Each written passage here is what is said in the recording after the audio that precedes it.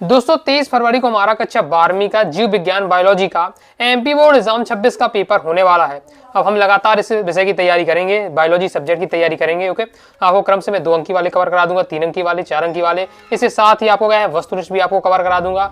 और बात आती है आपके इंपॉर्टेंट डायग्राम, पता है आपको कि जीव विज्ञान में हमारे क्या है डायग्राम भी रहेंगे, तो इंपॉर्टेंट डायग्राम भी बता दूंगा।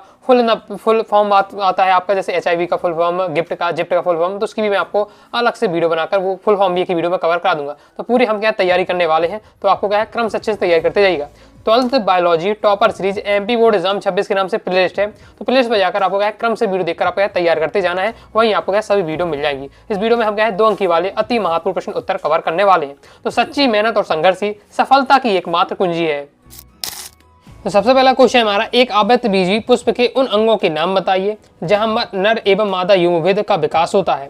तो आवृतबीजी पुष्प के आपको उन अंगों के नाम बताना है नर और मादा युग्मभेद का जहां विकास होता है। तो नर युग्मभेद परागकण का विकास पुंकेसर के परागकोश में होता है, जबकि मादा युग्मभेद यानी भ्रूणपोष का विकास अंडाशय में स्थित बीजांड के बीजांडकाय से भाग से होता है। नेक्स्ट, सेव को आभासी फल क्यों कहते हैं? पुष्प का कौन सा भाग फल की रचना करता है? तो पुष्प का अंडाशय ही निषेचन के बाद फल की रचना करता है। इंपॉर्टेंट है, एमपी बोर्ड एग्जाम 22 में क्वेश्चन आ चुका है, अच्छे से तैयार करके रखिएगा। आ सकता है आभासी फल किसे कहते हैं, ओके, या और ये भी पूछा जा सकता है कि सेव का आभासी फल क्यों कहा जाता है? पुष्प का कौन सा भाग फल की रचना करता है? 22 में है तो आपका रिपीट हो सकता है, पढ़ के आपको रखना है।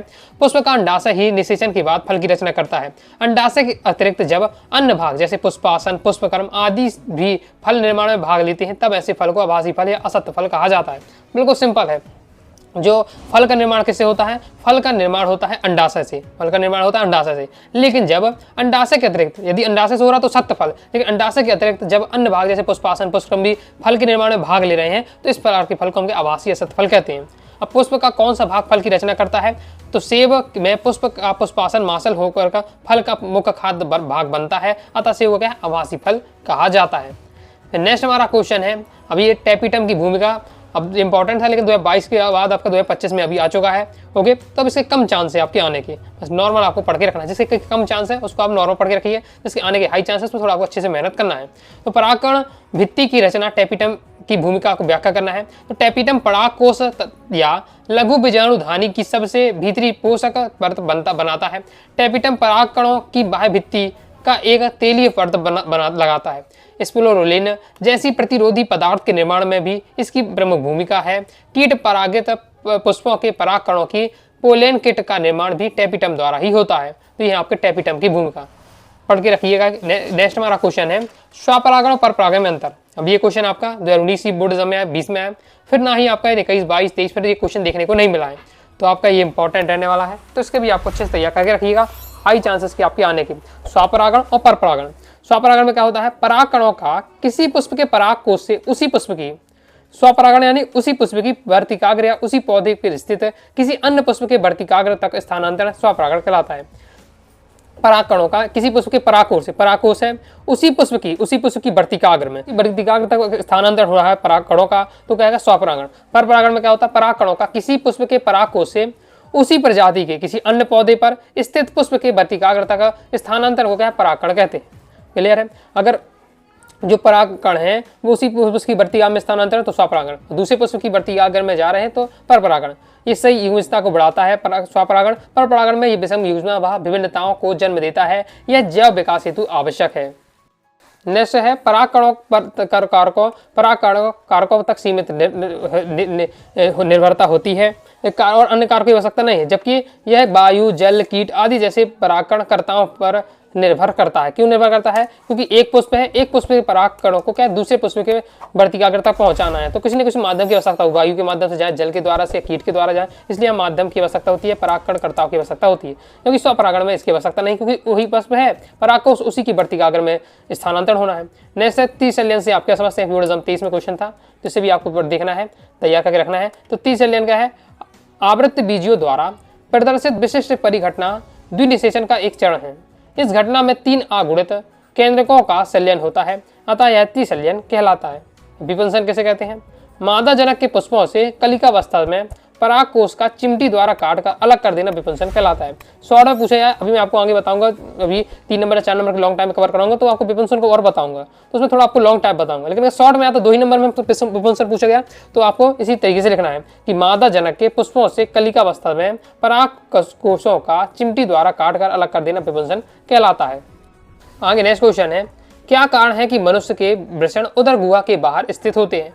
एमपी बोर्ड एग्जाम 20 में आया, 24 में आया, तो आपका 26 में आने के चांस है, पढ़ के आपको रखना है। क्या कारण होता है कि जो मनुष्य के जो वृषण होते हैं उदर गुहा के बाहर स्थित होते हैं? तो वृषण में होने वाली शुक्र जनन की प्रक्रिया को शरीर के सामान्य ताप से 2 डिग्री सेल्सियस से 3 डिग्री सेल्सियस कम ताप की आवश्यकता होती है। मानव शरीर में उदर गुहा का तापमान शरीर के ताप से अर्थात 37 डिग्री से ही होता है, अतः ऐसी स्थिति में शुक्र जनन प्रक्रिया संपन्न नहीं हो पाती है, जिससे बंधता उत्पन्न हो जाती है।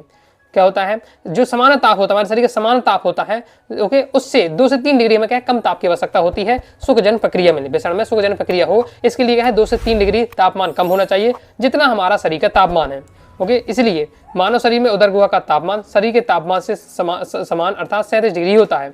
अतः ऐसी स्थिति में जो शुक्रजनन प्रक्रिया संपन्न नहीं हो पाती है। यदि वृषण गुहा क्या हमारे बाहर ना होकर उधर के अंदर होते, ओके, अंदर होते, तो फिर वही तापमान होता तो फिर क्या ये शुक्रजनन की प्रक्रिया नहीं हो पाती और बंधता उत्पन्न हो जाती है। ओके, तो ये समझ गए होंगे। मैंने तापमान का 2 से 3 डिग्री तापमान कम तापमान की आवश्यकता होती है शुक्रजनन प्रक्रिया के लिए, इसलिए क्या बाहर होते हैं उदर गुहा के बाहर। प्रसव कैसे कहते हैं? एग्जाम 23 में क्वेश्चन आ चुका है, तो इसे आपको देखकर तैयार करके रखना है। प्रसव गर्भ की अवधि को पूरा हो जाने के पर गर्भाशय भित्ति के तीव्र संकोचनों के कारण शिशु का योनि मार्ग से बाहर आना प्रसव कहलाता है। सिंपल है, प्रसव में क्या है, जब गर्भ की अवधि पूरी हो गई, गर्भाशय से भित्ति से जब संकोचन हो रहा है, शिशु का योनि मार्ग से बाहर आ रहा है, ये क्रिया क्या है प्रसव कहलाता है। कोलेस्ट्रम यानी खीस क्या है? अभी आपका ये क्या है 2023 में तो आया, तो साथ ही 2025 में भी आ चुका है आपका क्वेश्चन। ओके, कोलेस्ट्रम क्या है, खीस क्या है, तभी आ चुका है, तो अभी 2026 में आपको देखने को नहीं मिलेगा, तो आ सकता है चांस है जैसे आपके क्या कारण है कि मनुष्य वृषण उदर गुहा के बाहर स्थित होती है, आ जाए प्रसव किसे कहते हैं, ये आपका क्वेश्चन बन सकते हैं। ओके, तो कोलेस्ट्रम खीस क्या है? तो प्रथम स्तन्य यानी शिशु जन्म के पश्चात दुग्ध श्रावण के प्रारंभिक काल के कुछ दिनों तक स्तनों से निकलने वाला गाढ़ा दूध कोलेस्ट्रम कहलाता है। जब शिशु जन्म होता है उसके जन्म होने के बाद श्रावण होता है, शुरुआती का जो दूध निकलता है वो गाढ़ा होता है, उसे ही हम क्या कहते हैं कोलेस्ट्रम कहते हैं। यह हल्का पीला गाढ़ा द्रव प्रोटीन खनिज लवणों व सभी आवश्यक पोषण तत्वों से समृद्ध होता है।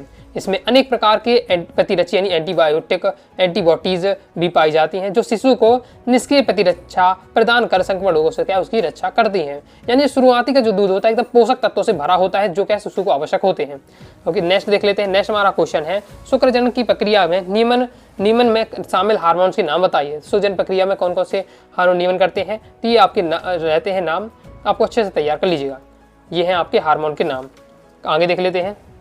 नेक्स्ट क्वेश्चन, जनसंख्या विस्फोट के लिए कौन से कारण सुझाव गए हैं? 2023 की एमपी बोर्ड एग्जाम में क्वेश्चन आ चुका है। मतलब जनसंख्या का विस्फोट के कारक कौन से उत्तरदायी कारक? पहले तो मृत्यु दर में क्या कमी आ रही है, माता मृत्यु दर में भी कमी आई है, शिशु दर मृत्यु दर में गिरावट आई है, जनन आयु वर्ग के लोगों की संख्या बढ़ती है। इसके साथ ही अन्य कारण क्या है, अशिक्षा, कम उम्र में विवाह, सामाजिक मान्यताएं, गर्भ निरोधक के साधन को ना अपनाना, ये सब क्या है जनसंख्या विस्फोट के कारण है। नेक्स्ट है शब्द का विस्तार लिखिए, यानी फुल फॉर्म आपको बताना है। बाकी अभी देखिए मैं बता रहा हूँ, लेकिन एक अलग से मैंने पीडीएफ तैयार कर रहा हूँ जिसमें आपकी कंप्लीट बायोलॉजी में जितने भी फुल फॉर्म से संबंधित आपके बन सकते हैं उनको मैं आपको कवर करा दूंगा। एक ही वीडियो में एक ओवरऑल आपको दे दूंगा, जो 30-40 होंगे, 20-30 जितने भी होंगे लगभग, वो हम एक ही साथ देख लेंगे, तो आपको एक ही साथ तैयार कर लीजिएगा, तो इसकी भी आपको टेंशन खत्म हो जाएगी। क्योंकि ये वाला आपका आना क्वेश्चन लगभग फिक्स ही रहता है, कोई ना कोई आपका पूछा ही जाता है, या ऑब्जेक्ट में पूछ लिया जाए, कई बार क्या 2 नंबर में पूछ लिया जाता है। तो फुल फॉर्म आपको जरूर तैयार करके रखना है। आईयूडी का full form intrauterine devices, ART का full form assisted reproductive technologies, और RTI का रिप्रोडक्टिव ट्रैक्ट, और RCH का reproductive and child health care programme. Okay, फिर टेस्ट ट्यूब बेबी किसे कहते हैं? तो टेस्ट ट्यूब बेबी क्या है, एमपी 19 में आ चुका है, 22 में आ चुका है, तो हाई चांस है कि आपका ये एमपी 26 में आ जाए। टेस्ट ट्यूब बेबी एम्यूनेशन ट्यूब विधि बहुत प्योर सेलेक्ट यहाँ के मतलब क्वेश्चन माने जाते हैं। ओके, अभी आगे मैं आपको एमटीपी बता रहा हूँ, तो वो सभी आपको क्वेश्चन तैयार करें। 2 से 3 क्वेश्चन है जिनमें कोई ना क्वेश्चन आपको एग्जाम में देखने को मिलेगा, 2 नंबर आपके फिक्स हो जाएंगे। टेस्ट ट्यूब बेबी क्या कहलाता है?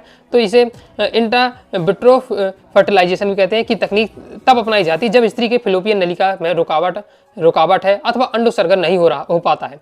निषेचन में बाधा होने की स्थिति में इस तकनीक की मदद ली जाती है। इस तकनीक में IVF में पति या दाता से शुक्राणु प्राप्त करके उन्हें स्त्री के अंडाणु के साथ प्लेटी प्लेट में निषेचन कराया जाता है। प्रारंभिक विदलन में प्लेटी प्लेट में ही होता है। भ्रूण के 8 कोशिका अवस्था प्राप्त करने तक फेलोपियन नलिका में स्थानांतरित कर दिया जाता है। यह तकनीक भ्रूण स्थानांतरण कहलाती है। इस तकनीक का आम जन की भाषा में से टेस्ट ट्यूब भी कहा जाता है। सिंपल आप समझ लीजिए कि जब क्या है रिप्रोडक्शन हो रहा है, निषेचन हो रहा है, तो अंडा जैसे नर का क्या है शुक्र भी चाहिए है, तो उसी साथ ही मादा का अंड भी चाहिए है, तो अंडोत्सर्जन नहीं हो पा रहा है। ओके, या किसी भी कारण से अगर क्या है बच्चे नहीं हो पा रहे हैं, इस स्थिति में क्या किया जाएगा, निषेचन अंदर नहीं हो पा रहा, भाई बाहर करा लो। यहाँ से शुक्र जन लिए और प्लेट में रखा, यहाँ से अंड निकाले, ओके, मादा से अंड, नर से शुक्र निकाले हैं, प्लेट में समझ लीजिए उनकी क्रिया करा दी गई है। और फिर क्या है लिखा हुआ है 8 कोशिकीय अवस्था तक पहुंचने से पहले ही, ओके, वो पहुंचने तक फिर उसको क्या गर्भ में स्थापित कर दिया जाता है इस प्रकार से। ओके, तो मतलब उनका क्या मिलन नहीं हो पा रहा, शुक्र और अंड का मिलन नहीं हो पा रहा, तो बाहर करा के फिर क्या है स्थापित कर दिया। तो ये आपको खिलाती टेस्ट ट्यूब भी। लिखना किस तरीके है, जैसे मैं बता रहा हूँ ऐसा मत लिखिए, ये जिस तरीके से आपको दिया हुआ है उसी हिसाब से लिखना है। ओके, तो ये हो जाता है कंप्लीट। फिर आपका आ जाता है एमनियोसेंसिटिव विधि, जैसे लिंग निर्धारण की उलभेदन विधि भी कहा था, हिंदी में क्या है उलभेदन भी कहा जाता, तो कंफ्यूज मत होइएगा। एमनियोसेंसिटिव कहा जाए, उलभेदन विधि कहा जाए, एक ही बात रहने वाली है। 2020 में क्वेश्चन था ये आपका। फिर दोस्तों आपका 2022 में आया, 23 में आया, 24 में, मतलब इंपॉर्टेंस देखिए इस क्वेश्चन की इंपॉर्टेंस देखिए आप। 20 में आया, 22 में आया, 23 में आया, 24 में आया, 25 में नहीं आया, तो फिर आपका 26 में आ जाएगा। मतलब अब टीचर अगर प्रीवियस पेपर को आपको एनालिसिस करके एग्जाम में अगर क्वेश्चन दे रहा है, तो ये क्वेश्चन हाई चांस है कि आपको देगा ही, ओके, क्योंकि उसकी नज़र में ये क्वेश्चन बार बार आएगा। जो क्वेश्चन हमारी नज़र में बार बार आता है, हाई चांस है कि टीचर आपको क्वेश्चन दे दे। तो अच्छे से रट के रखना। 3 क्वेश्चन बता रहे, तो आपका ये चिकित्सीय गर्भ समापन हो गया, क्योंकि 2020 में आया, 24 में आया, तो आपका 26 में आ सकता है। 20, 24, 26 में ये आ सकता है। इसके भी पूरे चांस हो रहे हैं। और इसके अभी मैंने आपको टेस्ट ट्यूब भी बताया, तो इसके पूरे चांस है। ये 3 क्वेश्चन है, रट के एकदम रखना है, एकदम लिख कर प्रैक्टिस कर लीजिएगा, ओके, कि आज एकदम छाप देना है आपको, ओके। तो एमनियोसेंसिटिव के बारे में दिया हुआ है, तो अच्छे से आपको तय करना। हमने लॉन्ग टाइप दिया, समझाने की दृष्टि दी है, आप इसे क्या शॉर्ट टाइप भी अपने हिसाब से कर सकते हैं कि भ्रूण की विकास जांच करने के लिए क्या विधि होती है। इस विधि में एक सिरिंज की सहायता से भ्रूण के चारों ओर जो उपस्थित उल्ब द्रव एम्नियोटेड फ्लूइड की कुछ मात्रा निकाल ली जाती है। उसमें उपस्थित कोशिकाओं को गुणसूत्रीय परीक्षण से भ्रूण के किसी अनुवांशिक विकार का पता लगाया जाता है। मतलब ये अनुवांशिक विकार करने की पता करने की तकनीक है, लेकिन इसका लोग दुरुपयोग करने लगे। इसका लोग किस प्रकार से दुरुपयोग होने लगा, लोग लिंग निर्धारण के लिए, लिंग ज्ञात करने के लिए इस विधि को अपनाने लगे। जबकि इसका उद्देश्य क्या था, इसका उद्देश्य बना था कि अनुवांशिक भ्रूण में अनुवांशिक जो विकार है उसका पता लगाया जाए। लेकिन लोग इसका उपयोग किसके लिए करने लगे, लिंग पता लगाने के लिए, कि होने वाला जो बच्चा है, लड़का है लड़की, इसको पता लगाने में होने लगा। तो ये क्या है, ये एक कानूनी अपराध के तहत भी रखा गया है। तो वो चीज़ें हम बताई जा रही हैं। चिकित्सीय गर्भ समापन में अच्छे से पढ़ लीजिएगा। इसे MTP भी कहा जाता है, या चिकित्सीय गर्भ समापन। 20 में आ चुका, 24 में, तो अच्छे से तैयार कर रखिएगा। गर्भ जो अवधि से पूर्ण होने से पहले ही कराया गया जो ऐच्छिक गर्भपात होता है, उसे ही क्या चिकित्सीय गर्भ समापन कहा जाता है। जानबूझकर कराया गया गर्भपात को प्रेरित गर्भपात भी कहते हैं। भारत सरकार ने सन 1971 में इसे वैधानिक मान्यता कुछ कड़ी शर्तों के साथ प्रदान की थी। यानी सरकार ने कहा था कि हाँ गर्भ समापन करना है तो कर सकते हैं, लेकिन उसके कुछ रूल हैं। ऐसा नहीं कि जब मन चाहे कर दिया, क्योंकि उसके रूल होने वाले हैं कि इस कंडीशन दी, किस कंडीशन में करा सकते हैं, ताकि इसका क्या दुरुपयोग रोका जा सके। जैसे पहले समय क्या होता था, लड़कों को ज्यादा महत्व दिया जाता, लड़कियों को महत्व नहीं रहता था, तो पता चल जाए कि ये तो लड़की होने वाली है, तो पहले क्या गर्भ समापन कर देती लड़की होने वाली, ओके, इस तरीके से होता था। तो इससे दुरुपयोग होने लगा, इसलिए इसके लिए कड़े कानून बनाए गए, वो यहाँ बातें बताई जा रही हैं। और कंडीशन भी दी, किस कंडीशन में भी गर्भ समापन हो सकता है, लेकिन कौन सी कंडीशन होनी चाहिए वो भी यहाँ बताया जा रहा है, ओके। तो तैयार कर लीजिएगा। आगे देख लेते हैं। आगे बढ़ने से पहले दोस्तों बता दूं, यदि दोस्तों आप क्या है प्रॉपर बायोलॉजी सब्जेक्ट का मटेरियल चाहते हैं, all chapter important question answer, all chapter objective question answer, previous year paper, model paper भी सॉल्यूशन के साथ 2 अंक की, 3 अंक की, 4 अंक की वाली महत्वपूर्ण प्रश्नोत्तर, ओके। तो PDF मटेरियल प्राप्त करना चाहते हैं तो बायोलॉजी कोर्स को ज्वाइन कर लीजिएगा। प्ले स्टोर से यूनिवर्सिटी क्लासेस ऐप डाउनलोड कर लीजिएगा, और वहां से दोस्तों आपको बायोलॉजी कोर्स ले लेना है। वैसे भी फीस बहुत ज्यादा कम है, और जैसे ही दोस्तों आप बायोलॉजी 70 टारगेट हमारा 70 में 70, तो बायोलॉजी 70 कूपन कोड अप्लाई करेंगे तो सीधे दोस्तों आपको 100 रुपए का डिस्काउंट प्राप्त हो जाएगा, ओके। तो फिर मतलब नाम मात्र की फीस में आपको कंप्लीट बायोलॉजी का मटेरियल मिल जाएगा। फिर आप दोस्तों अपने हिसाब से पढ़ सकते हैं, ओके, तैयारी कर सकते हैं, और तैयारी करने के बाद बार बार आप रिवीजन भी कर सकते हैं, क्योंकि आपके पास सब कंप्लीट PDF मटेरियल होगा। तो कम समय में आप क्या है अच्छे से तैयारी कर पाएंगे और बायोलॉजी के पेपर में अच्छा स्कोर कर पाएंगे। तो बायोलॉजी कोर्स को जरूर जान करके रखिएगा। नेक्स्ट क्वेश्चन, उत्परिवर्तन किसे कहते हैं, बोर्ड एग्जाम 22 में क्वेश्चन आ चुका है। किसी जीवधारी के अनुवांशिक पदार्थ में अचानक होने वाले वंशागत बदलाव को उत्परिवर्तन कहते हैं। मैंने आपको याद करना है, अगर आपको ज्यादा याद नहीं होता है, 1-2 लाइन बस पढ़ के रखना परिवर्तन के बारे में, तो इतना याद करना है। किसी जीवधारी के अनुवांशिक पदार्थ में अचानक होने वाला जो वंशागत बदलाव है उसे उत्परिवर्तन कहते हैं। यह उत्परिवर्तन जीव के असतत विभिन्नताओं के कारण बनते हैं। उत्परिवर्तन 3 प्रकार के होते हैं और वो प्रकार दिए गए हैं। मैंने आपको जब याद करना है तो एक ही लाइन याद करिए, किसी जीवधारी के अनुवांशिक पदार्थ में अचानक होने वाला जो वंशागत बदलाव होता है उसे क्या कहते हैं, हम उत्परिवर्तन कहते हैं। सहलग्न को परिभाषित 2022 में 2025 में आ चुका, तो अब आने के आपके कम चांस है। सहलग्नता बस एक नॉर्मल आपको एक बार पढ़ के रखिएगा जी, आपका दिया हुआ सहलग्न के बारे में। फिर जीनोटाइप फिनोटाइप में अंतर, ये हाई चांस है आने के, ओके। इसका आपका आ सकता है जीनोटाइप फिनोटाइप में अंतर, और सिंपल भी रहने वाला, तो इसे आपको याद कर लेना है कि किसी जीवों के अनुवांशिक संगठन का उसका जीनोटाइप कहलाता है। उसके होता है जीवों के प्रेक्षणीय अभिव्यक्ति अर्थात बाह्य लक्षणों फिनोटाइप कहलाते हैं, जैसे लंबा अथवा बौना। तो जो बाहरी लक्षण है वो फिनोटाइप कहलाएंगे, और अनुवांशिक जो शारीरिक के अंदर की बात हो रही है, अनुवांशिक बात हो रही है तो जीनोटाइप कहलाएंगे, और बाहरी लक्षण की बात हो रही है तो फिनोटाइप कहलाएंगे। जीनोटाइप जीव की पूरी जीव की अवधि में समान बना रहता है। क्यों बना रहता है? क्योंकि ये अनुवांशिक गुण है। अनुवांशिक गुण होते तो आप छोटे से लेकर आपके क्या है लंबी बड़े तक बूढ़े तक आपके वही आपके रहेंगे, अनुवांशिक जो संगठन वही आपके रहेंगे। जबकि फिनोटाइप में देखें तो ये क्या है, आप जब छोटे तो छोटे ही साइज के थे, जब बड़े थे तो बड़े साइज के थे, यानी क्या है आपकी हाइट बढ़ती जा रही है, आपकी चेहरा बदलता जा रहा है। तो ये फिनोटाइप होते हुए बदलते रहते हैं। तो फिनोटाइप पर्यावरण के समय के साथ प्रभावित होते रहते हैं। जायगोट, शिशु, किशोरावस्था, प्रबुद्ध अवस्था सभी में का फिनोटाइप क्या है अलग अलग होता है। फिर जीनोटाइप का प्रत्यक्ष अध्ययन नहीं किया जा सकता है, पूर्वजों व संततियों से क्रॉस से जाना जा सकता है, क्योंकि फिनोटाइप इसका परीक्षण प्रेक्षकों द्वारा किया। प्रेक्षक यानी हम सामने देख कर आपको बता सकते हैं। हम कहते नहीं कि अरे यार तुम पहले बहुत पतले थे अब तुम मोटे हो गए, कोई कहे बहुत व्यक्ति मोटे थे पतले हो गए, तो हम देख के ही बता देते कि भाई तुम्हारा फिनोटाइप बदल गया है। क्योंकि जबकि जो जीनोटाइप है वो अनुवांशिक बात है, तो देख के नहीं बता सकते हैं। इसके लिए हमें क्या है पूर्वजों व संततियों से क्या क्रॉस से चेक होता है। जीनोटाइप पर फिनोटाइप का प्रभाव नहीं होता। जीनोटाइप का फिनोटाइप का कोई प्रभाव नहीं पड़ता, क्योंकि अनुवांशिक ये संगठन है। जबकि फिनोटाइप के द्वारा निर्धारित सीमा के अंदर क्या अभिव्यक्त करते हैं। बाकी ये आपके दी, बाकी इतना आपको क्या है 3 नंबर में तो ही है, बाकी 2 नंबर में आपके आ सकता है। तो आपको क्या है इतना पढ़ के रखना है, क्योंकि 5 पॉइंट बता दी, देख लीजिएगा। नेक्स्ट आपको पढ़ के रखिएगा और वंशावली विश्लेषण क्या है और बिंदु उत्परिवर्तन का एक उदाहरण दीजिए। इन दोनों में क्वेश्चन कोई आ सकता है आपका, तो दोनों क्वेश्चन को आपको पढ़ के रखना है। वंशावली विश्लेषण क्या होता है? कुछ अनुवांशिक विश्लेषणों का 2 या 2 से अधिक पीढ़ियों का वंश वृक्ष या आरेख रूप में प्रस्तुत अभिलेख वंशावली पैड्रिक कहलाता है। इतना मैंने आपको याद रखिएगा। बिंदु परिवर्तन में देखें तो बुंदी परिवर्तन क्या है? जीन के किसी एक क्षारक में हुआ बदलाव बिंदु परिवर्तन कहलाता है। उदाहरण के लिए हीमोग्लोबिन का बीटा, ग्लोबिन का श्रृंखला का छठवां अमीनो अम्ल, ग्लूटेन अम्ल इस प्रकार से आपका दिया उदाहरण भी तो आपको तैयार कर लेना है। बिंदु परिवर्तन थोड़ा आपको डिफिकल्ट लगेगा, थोड़ा सा डिफिकल्ट लगेगा तो 1-2 बार लिख कर आप चेक करिएगा तो आपका हो जाएगा। ओके, तो बिंदु परिवर्तन तैयार करके रिपीट हो सकता है। और आपको वंशावली या पैड्लिक विश्लेषण क्या है इसे भी पढ़ के रखना है। तो ये दोस्तों हमने देखा भी 2 अंक वाले अति महत्वपूर्ण अध्याय से लेकर अध्याय 4 के हमने अभी कवर किए हैं। अभी फिर आगे आपको नेक्स्ट वीडियो में आगे कवर करा दूंगा। तो आइए दोस्तों आपको वीडियो से लाइक करें, सब्सक्राइब जरूर कीजिए, साथ ही टेलीग्राम चैनल व्हाट्सएप को ज्वाइन कर लीजिएगा। डाउट आता है कमेंट उससे आप जरूर पूछिएगा। मिलते हैं नेक्स्ट वीडियो में, तब तक के लिए बाय बाय।